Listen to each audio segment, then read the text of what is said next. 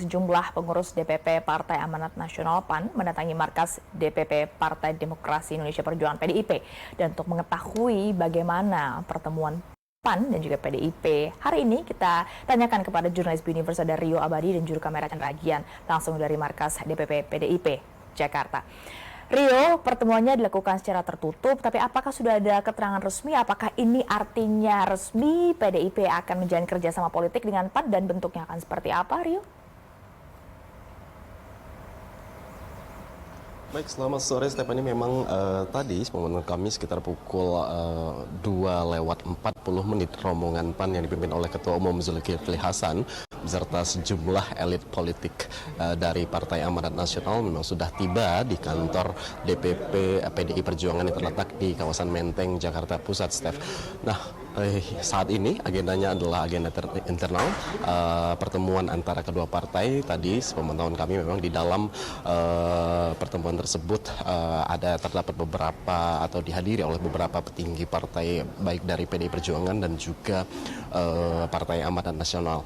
Nah, tadi kami sempat mengikuti sebentar ataupun pada saat pembukaan pertemuan antara kedua partai di mana pertemuan tersebut digelar di ruangan yang terdapat di lantai 5 kantor DPP PDIP yang terletak tepat di belakang kami saat ini, dan hingga saat ini kami bersama rekan-rekan media yang lain masih menunggu apa hasil dari pertemuan ataupun apa saja yang dibahas antara pertemuan dari kedua partai tersebut, yakni PDI Perjuangan dan juga Partai Amanat Nasional.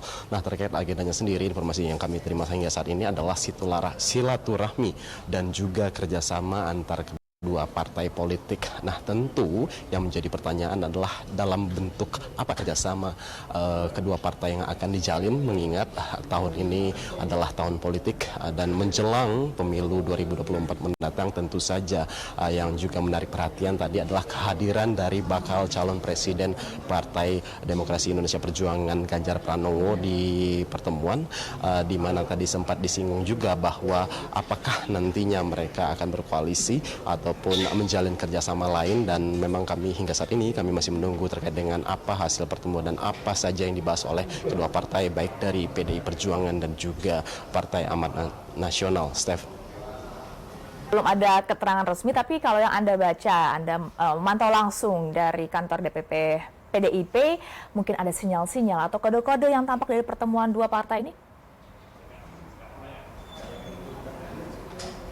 Ya, Stephanie, memang tadi saat pembukaan memang tampak sekali ada keakraban antara kedua pimpinan partai di dalam ruangan tersebut.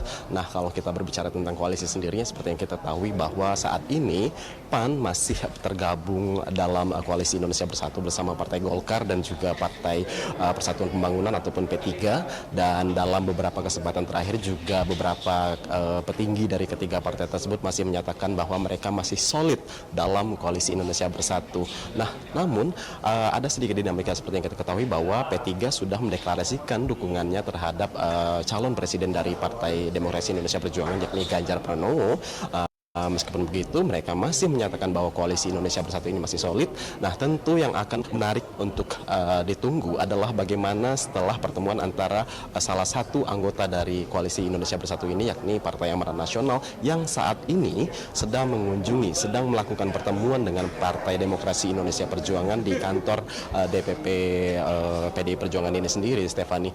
Nah, tentunya kita nanti juga akan melihat bagaimana dinamika politik, bagaimana poros-poros politik yang akan terbentuk menjelang pemilu tahun depan, dan khususnya batas akhir pendaftaran nama calon presiden dan juga nama bakal calon presiden yang akan digelar sekitar Oktober ataupun November mendatang, Stephanie. Baik, terima kasih rekan Rio Abadi bersama dengan juru kamera Chandra Gian melaporkan langsung dari kantor DPP PDIP Jakarta.